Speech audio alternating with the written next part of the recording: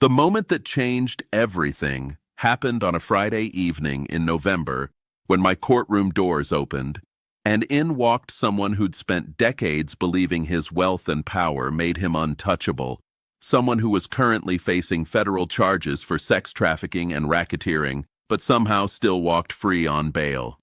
Sean Combs, 54 years old, known as Diddy, Puff Daddy, P. Diddy, Love, hip-hop mogul, record producer, entrepreneur, former billionaire with an estimated net worth of $900 million after losing his Ciroc vodka deal and multiple other partnerships following serious federal indictments.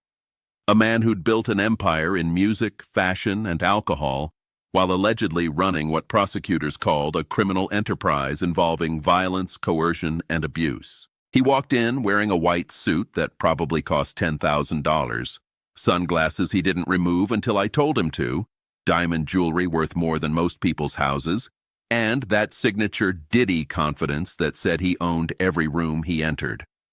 Behind him came what looked like a small army. 8 attorneys from multiple firms, his crisis management team that had been working overtime since his arrest, several large men who appeared to be bodyguards despite this being a courthouse, and his current girlfriend, filming everything on her phone. But sitting in the gallery, looking dignified despite visible injuries, was someone who represented the countless people Diddy had allegedly hurt, threatened, and intimidated over his decades in power. Marcus Williams, 43 years old, security director at Vault nightclub in Manhattan, former NYPD officer with 12 years of service, a man who'd left the force to work private security, who'd spent the last 8 years keeping nightclubs safe, who'd dealt with drunk celebrities, aggressive patrons, and dangerous situations with professionalism and restraint. 2 months ago, he'd been working the door at Vault when Diddy had arrived at 2 a.m. with an entourage of 15 people. The club was at capacity. Fire code prohibited additional entry. Marcus had politely explained this to Diddy, offered to call management to arrange VIP accommodation, and suggested Diddy could wait in his vehicle while they made arrangements. Diddy had exploded. He'd screamed that he was Diddy, that he owned half the clubs in New York, that Marcus was nobody trying to flex power over someone who could buy and sell him. When Marcus calmly stood his ground, explaining fire codes weren't negotiable, Diddy had attacked him. The charges were aggravated assault, criminal threatening, attempted bribery, and assault on a security officer. According to police reports and security footage from the club and surrounding buildings, Diddy had first tried to bribe Marcus with cash, pulling out a stack of $100 bills and telling Marcus to let him in or face consequences.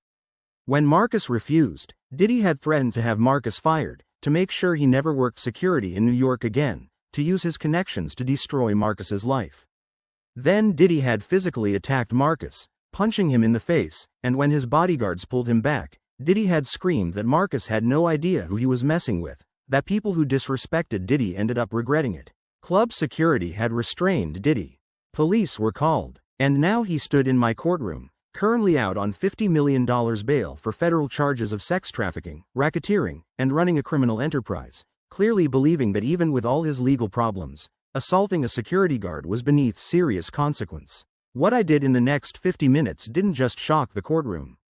It made international headlines, sparked debates about whether rich defendants should remain free while facing multiple serious charges, forced conversations about hip-hop moguls who believe they're above the law, and proved that in America, when the system works correctly, no amount of wealth, no music legacy, no army of lawyers places anyone above accountability when they commit violence. If you believe that being out on bail for sex trafficking charges should mean you behave perfectly, that attacking security guards doing their jobs deserves serious consequences, that judges must send clear messages to wealthy defendants who think they're untouchable, hit that subscribe button right now because what I'm about to do will show that even Diddy faces real justice.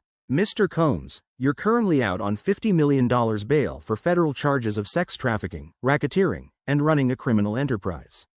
Now you're before me charged with aggravated assault, criminal threatening, attempted bribery, and assault on a security officer.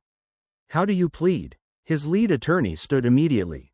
Martin Rosenberg, one of New York's most expensive defense lawyers. Your Honor, my client pleads not guilty to all charges. We need to address the elephant in the room. Yes, Mr. Combs is facing federal charges.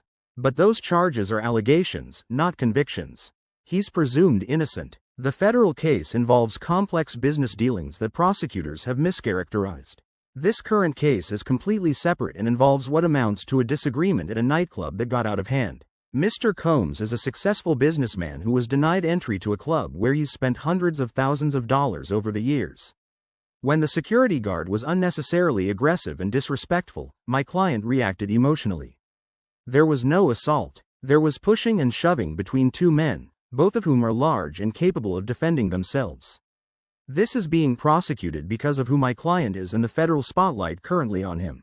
Mr. Rosenberg, your client punched a security guard in the face for doing his job while out on bail for trafficking charges.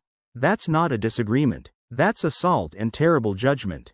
Mr. Combs, how do you plead? He stood slowly, removing his sunglasses, staring at me with that intense look he'd perfected over decades. Not guilty. Let me be clear about something, Your Honor. I didn't assault anyone. I've been going to Vault for years. I've spent over $300,000 there. I know the owners. I know the managers. That night, I showed up with my people, and this security guard, who I'd never seen before, decided he wanted to flex on me. Decided he wanted to embarrass me in front of my friends, in front of people filming. He could have let me in. The club wasn't really at capacity. He just wanted to show power over Diddy. When I tried to talk to him man to man, tried to make it worth his while to accommodate me, he got disrespectful. He talked down to me like I was nobody. Like my money, my success, my legacy meant nothing. So I reacted. Did I push him? Yeah. Did I defend myself when he got aggressive? Yeah. But assault? No. This is a man trying to get paid by suing Diddy. Mr. Combs, he's not suing you. The state is prosecuting you for assault. He shrugged. Same thing. Everyone wants a piece of Diddy. Everyone wants to take me down. First the feds with their made-up charges, now this. Mr. Combs, the federal charges include allegations that you ran a criminal enterprise involving violence and coercion. And now you're accused of violence and threats against a security guard. You see the pattern? There is no pattern. I'm a businessman. I'm an artist. I've built an empire. People are jealous. People want what I have. So they make up stories. We'll see. Ms. Park, please present the evidence. The prosecutor approached. Your Honor, we have extensive video evidence from the club's security system and from multiple cell phones of bystanders. We have witness statements from 12 people including club staff and patrons. We have recorded audio of Mr. Combs's threats. And we have medical documentation of the injuries to Mr. Williams. May I present them? I nodded. The lights dimmed. The first video showed the exterior of Vault nightclub, a high-end Manhattan venue. A line of people waited behind velvet ropes. Marcus Williams stood at the door with two other security staff, all wearing professional black suits with earpieces. They were checking IDs, maintaining order, doing their jobs efficiently. At 2:14 a.m., 3 black SUVs pulled up. Diddy emerged from the middle vehicle wearing all white, surrounded by his entourage. 15 people total, all trying to enter the club at once. Marcus stepped forward, professional and polite. The club's audio system picked up the conversation clearly. Marcus explaining that the club was at maximum capacity per fire code, that he couldn't admit additional guests until others left, that this was non-negotiable for legal and safety reasons. Diddy's response was immediate hostility, asking if Marcus knew who he was, stating he'd spent hundreds of thousands at this club, demanding to speak to the owner. Marcus remaining calm, explaining that the owner couldn't override fire codes, offering to call management to arrange for Diddy to wait comfortably in his vehicle or in a VIP holding area until space opened up. Diddy becoming more agitated, his voice rising, telling Marcus he didn't wait for anyone, that he was Diddy, that this was disrespectful. Then Diddy pulled out a massive stack of cash. $100 bills, probably $10,000 or more. He held it up in Marcus's face, telling Marcus to take it and let him in, that everyone has a price, that Marcus would be stupid to turn down this money.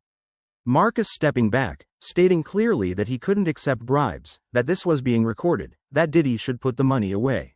Diddy's face hardening, the money disappearing back into his pocket.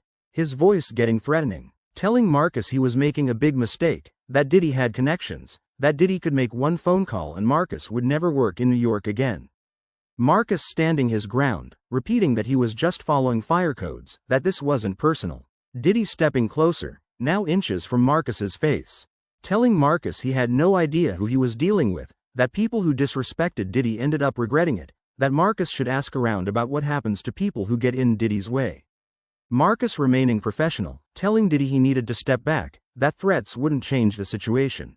That's when Diddy swung. The camera caught it from multiple angles. A clear punch, Diddy's fist connecting with Marcus's jaw. Marcus stumbled back but didn't fall. Diddy's bodyguards immediately grabbed Diddy, pulling him away. But Diddy was still yelling, still pointing at Marcus, screaming that Marcus was done, that Marcus had no idea what he'd just done, that Diddy would make sure Marcus paid for this disrespect. Other security staff moved in. Patrons were filming on their phones.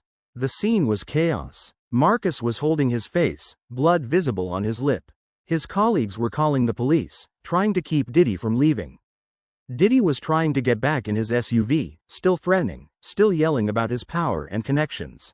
The second video was from a bystander's phone, posted to social media within minutes. It showed the same incident from a different angle, with clear audio of Diddy saying, "You don't know who I am. I'm Diddy. I run New York. I'll have your job by tomorrow. I'll make sure you never work anywhere. You're done." The third piece of evidence was even more damaging. It was a phone call Diddy made 20 minutes later, recorded because he was already under federal surveillance due to his sex trafficking case. In the call, Diddy was telling someone, presumably an associate, to find out everything about Marcus Williams, where he lived, where his family lived, what his vulnerabilities were. Diddy saying they needed to send a message, needed to make sure everyone knew you don't disrespect Diddy. The prosecutor explained that federal agents monitoring Diddy's communications had immediately alerted NYPD about the threatening call, which led to additional witness intimidation charges being considered. The fourth video showed police arriving, arresting Diddy despite his protests and his lawyer's phone calls and his insistence that he was being targeted. Diddy telling officers they were making a mistake, that he was a celebrity being persecuted, that this arrest would be national news and they'd all regret it. When the lights came back on, the courtroom was absolutely silent. I looked at Diddy, whose face showed no remorse, just anger at being caught, anger at facing consequences. "Mr. Combs, you just watched yourself try to bribe a security guard, threaten his career and safety, punch him in the face, then call someone to gather information about him for intimidation purposes. All while out on $50 million bail for federal trafficking charges. Do you still maintain you did nothing wrong?" Martin Rosenberg stood quickly. "Your Honor, my client was frustrated. He'd been drinking. The punch was regrettable, but it was a single strike between two adult men. No serious injury occurred. The phone call was just my client venting to a friend, not an actual threat. This is being blown out of proportion because of the federal case. The timing is suspicious. The government is trying to prejudice the jury pool for the federal trial by prosecuting this minor incident. Counselor, your client is out on bail for sex trafficking. The bail conditions required him to stay out of trouble. He didn't. He committed assault, attempted bribery, made threats, and initiated witness intimidation. That's not minor. That's exactly the pattern of behavior the federal charges allege. Mr. Williams, please approach." Marcus stood and walked forward. He was a large man, probably 6 feet 3 inches and 230 pounds, built like the former police officer he was. But despite his size, he moved with controlled professionalism, and up close I could see the bruising on his jaw, the cut on his lip from Diddy's punch. He wore a simple suit and looked at me with the steady gaze of someone who'd spent years dealing with dangerous situations. "Mr. Williams, tell me about your background." "Your Honor, I served 12 years with NYPD. Worked patrol in the Bronx, then Brooklyn. Made detective after 8 years. I've dealt with everything from domestic violence to gang activity to homicides. I left the force 3 years ago to spend more time with my family. My daughter was having health issues, and the police schedule was too demanding. I took a job as security director at Vault because the hours were better and the pay was comparable." "Have you dealt with difficult patrons before?" "Hundreds of times, Your Honor. When you work nightclub security, you deal with drunk people, aggressive people, people who think they're above the rules because they're wealthy or famous. I've worked with professional athletes, rappers, actors. Most are respectful once you explain the situation. Some get upset but eventually comply. Very few resort to violence." "What happened with Mr. Combs?" Your Honor, he arrived at 2 a.m. with 15 people wanting immediate entry. We were at capacity, 312 people, which is our legal limit. Fire marshals check this regularly. If we exceed capacity, we lose our license, we face fines, people could die in an emergency. So capacity isn't negotiable. I explained this to Mr. Combs professionally and respectfully. I offered alternatives. I told him we could call management, we could arrange for comfortable waiting, we could notify him immediately when space opened up. This is standard procedure we follow for everyone. He became hostile immediately. Started saying he'd spent hundreds of thousands there, that he knew the owners, that I should know who he is. I do know who he is. Everyone knows who Diddy is. But that doesn't change fire codes. Then he pulled out this enormous stack of cash. Had to be $10,000 or $15,000. Held it right in my face, told me to take it and let him in.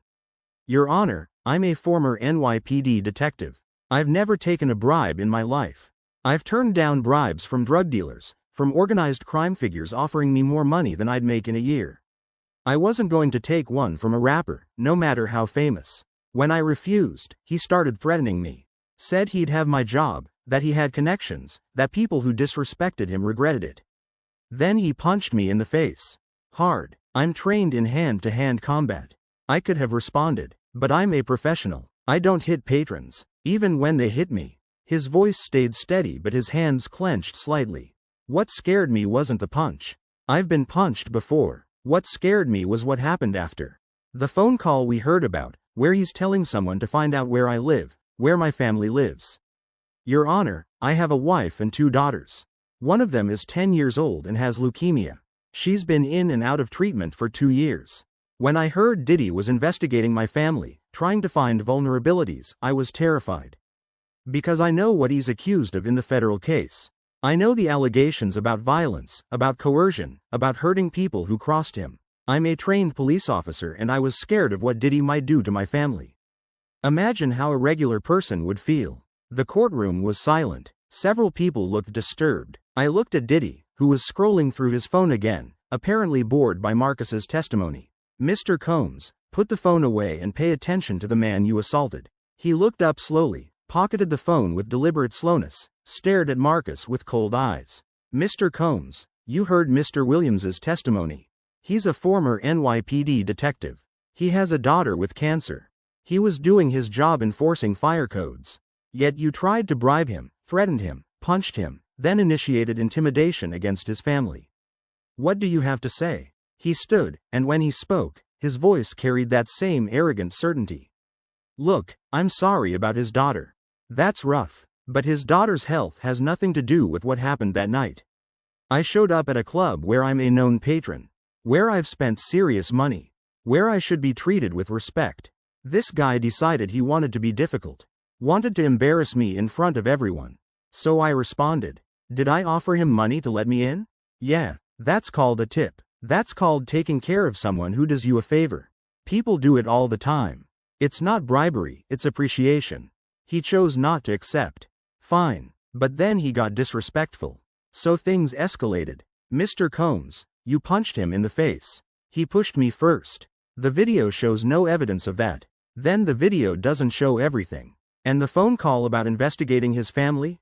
I was venting to a friend. People vent. It doesn't mean anything. Mr. Combs, you're out on bail for federal charges involving violence and intimidation. You assaulted a security guard, made threats, then called someone to investigate his family.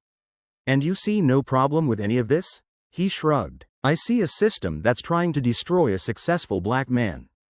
That's what I see. Mr. Combs, stand up straight. He straightened slightly, jaw set. Mr. Combs, you're 54 years old. You're a father. You've built a successful career in music and business. You've had every advantage wealth can provide.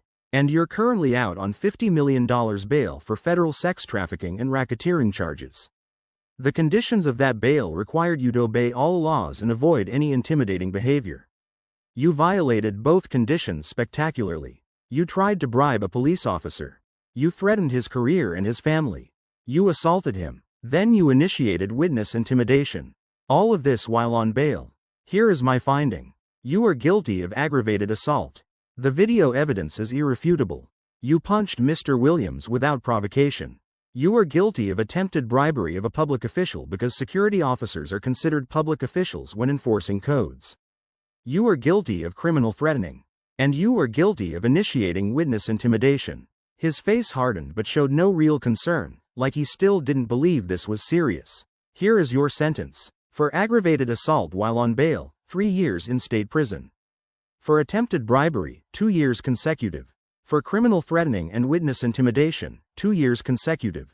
Total of 7 years in custody. Additionally, I'm recommending to the federal court that your bail be revoked immediately for violating bail conditions. The courtroom exploded. His attorneys were on their feet screaming.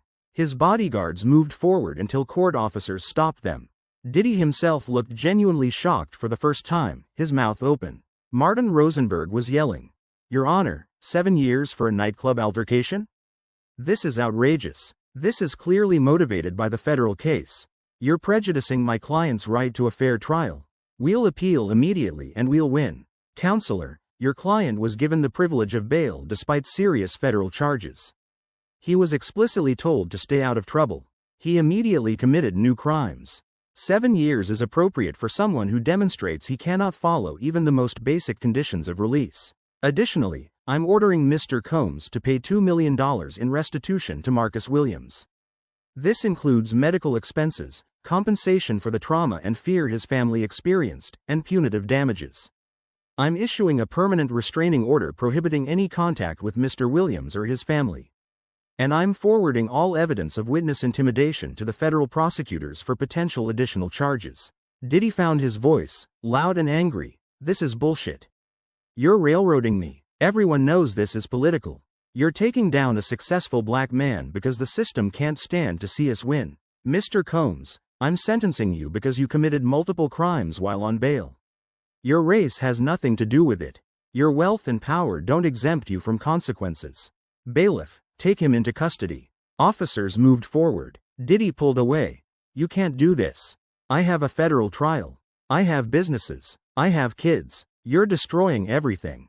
Mr. Combs, you destroyed it yourself when you couldn't control your temper for even 2 months while on bail." As they handcuffed him, he was still protesting. "This is wrong. Everyone knows this is wrong. My lawyers will fix this.